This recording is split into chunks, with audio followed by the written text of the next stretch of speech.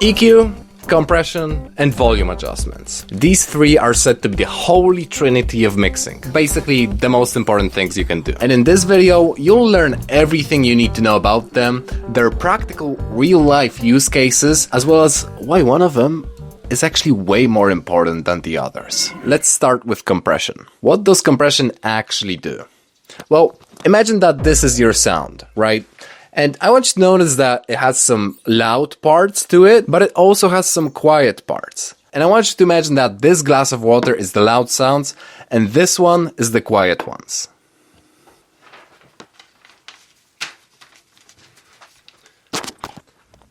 Today I am a compressor. And I would drink some water, but I'm not feeling it. Yo, compressor! What about if I reduce the threshold, eh? Ooh, okay, now we're talking. Yeah, fuck yeah, I'ma drink that. Cheers. Okay. I'm not gonna drink any more though, like, just this amount is good. And this glass, yeah, it's a bit below my threshold, so I'm not even gonna touch it. When you start reducing the threshold, you lower the limit of how loud the sound needs to be before the compressor starts reducing it. Or drinking from that glass of water. So it reduces the sounds that are loud, it makes them go down, but the quiet sounds, they stay the same. They're not affected by compression at this stage. And by the way, when this pointer jumps up to 5, that means that the compressor is reducing the volume by 5 decibels. But then, what about makeup? Today I'm a compressor, and I wanna do some makeup today. Go to a hair salon and shit. Hey compressor, I see that you've drank exactly 5 decibels from this glass of water, so I'm gonna apply exactly 5 decibels of makeup to your beautiful face. Wow! Okay, yeah, you know what? I don't know why, but this just made me want to fill up both of these glasses of water by exactly 5 decibels. Yeah.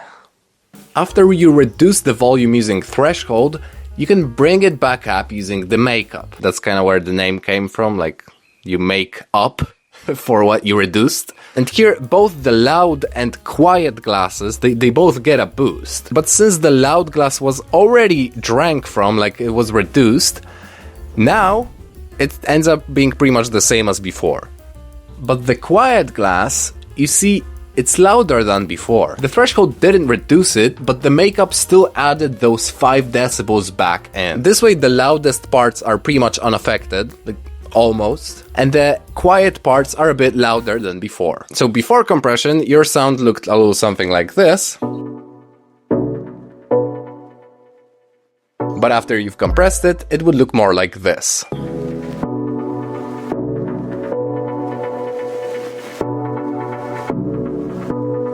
Compression just squishes the sound together so it's a bit more even all throughout. It reduces the loud sounds, so it brings them down without doing anything to the quiet ones, and then it brings everything back up. So that's what compression does, but when should you actually use it? That is a very good question.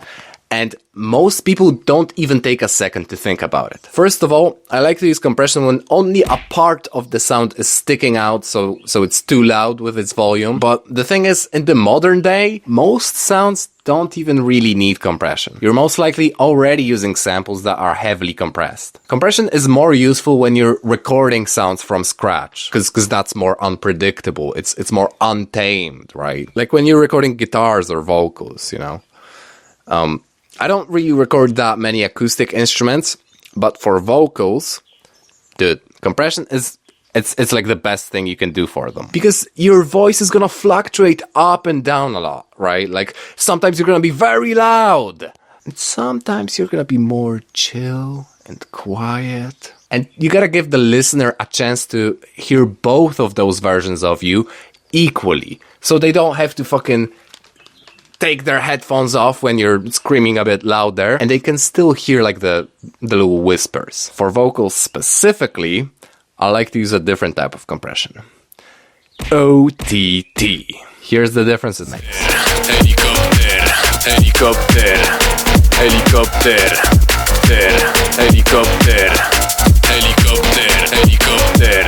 OTT does a bunch more stuff. We can talk about that some other time. But as I said, compression in other scenarios, it's not really all that useful. What really matters are these next two things. But before we get into it, I hope you like that metaphor with the glasses of water. Smash the like button if you did. But if you want to learn mixing from me in a more structured way, I've built my mixing and mastering system into a complete course you can follow. And I've built it specifically for bedroom producers just like you. So you're not gonna need any expensive studio monitors or fancy mixing plugins. We're only going to be using basic gear to achieve professional sounding results. So if you want to learn how to mix with confidence on your own, check out the link below.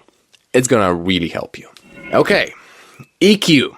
Let's talk about it. As you see, every sound is made of frequencies. And we're gonna line out the lows, the mids, and the highs. The low frequencies are very warm, boomy, and bassy. Most of the time, that's where the kick and the bass line live.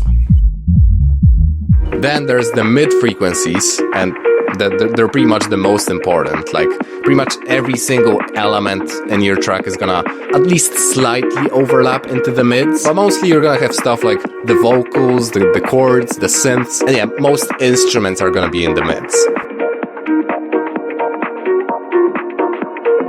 And then we've got the high frequencies. They feel more airy, more spacey, maybe a bit cold or harsh even. And that's where the drums and hi-hats live most of the time. So you see, the EQ is just a tool for changing the proportions of those different frequencies in individual elements of your track. That could make a sound feel colder or warmer, depending on what you want to achieve. But also, another use for the EQ is cutting unwanted frequencies away. For example, sometimes you're going to have a lot of low frequencies in the hi-hats. Like, if I isolate just the lows for this, so I gotta change the filter type to this one, so that's cutting the high frequencies away. So right now we're listening to just the low frequencies of the hi-hat. And yeah, you can barely hear it. You might have to wear headphones for this one, but it's not really what we want from this sound, right? It's just mudding up the mix, pretty much. And if you have a lot of elements like this, that can eventually start clashing with your bass line, and it can make the mix feel very incoherent. That's not good. So to avoid this, we could just choose one of the bands here and set it to low cut mode. And yeah, make sure you cut those low frequencies away.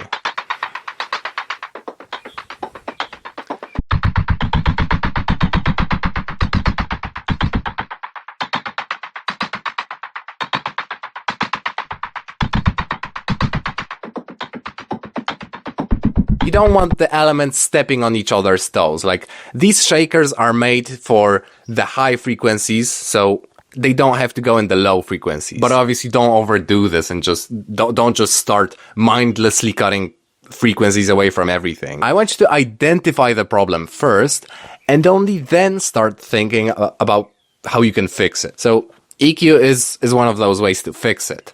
But the solution to most of your problems is actually going to be volume adjustments. That's the third and most important principle of mixing. Honestly, if you just get this right and ignore everything else, you're already going to get an amazing mix down. Because mixing is all about attention. It's all about the listener, you know? It's about how much attention they pay to each instrument in the mix. For example, the atmospheric pad, it's going to be more in the background, where you don't really consciously hear it, but you do feel it. And on the opposite, your lead melody, that's going to be the main focus of the track.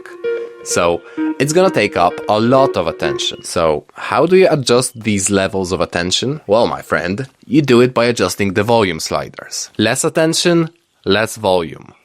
More attention, more volume. It's that simple. Really, most problems that you hear in mixing are just attention problems. Like, I used to struggle so much, bro. I was putting hundreds of okay, I'm exaggerating. But I was putting a ton of plugins on my synth, and I just couldn't get it to sound right no matter what I did. Like, even if I was EQing the resonant frequencies out. But then I just did this. I reduced the volume, and it instantly sounds perfect. Volume sliders, bro, they're important. But how do you actually get this right? Like, how do you know the exact amount of attention that you want to make the bass or the hi-hats? It kind of can feel like a bit of a game of guessing sometimes. Like, your mix might sound good in your studio, but then you take it to the car and it sounds like trash. And if you want to learn why that is, click this video right here, because I've made an entire deep dive about the topic. It's the single most important guideline for spotting problems in the mix. So click here right now to watch it, and I'll see you there. Cheers.